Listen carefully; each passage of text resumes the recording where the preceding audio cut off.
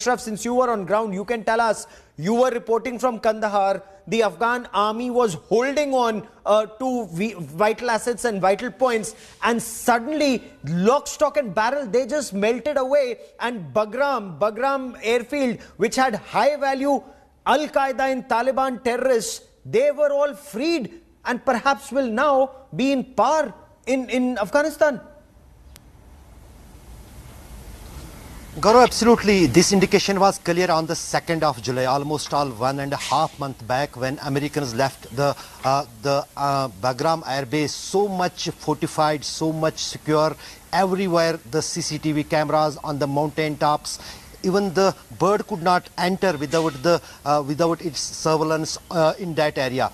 When they left it, and within hours, we have seen how thousands of locals which are living around the Bagram Air Base in the villages, they entered this air base. Same kind of chaos, I just was remembering, same kind of chaos what we are seeing today in the Kabul, at the Kabul airport, at the Hamid Karzai International Airport. Same was repeated on the 2nd of July, yes. Just 1.5 months back in the Bagram. But no one took the notes that this could happen again.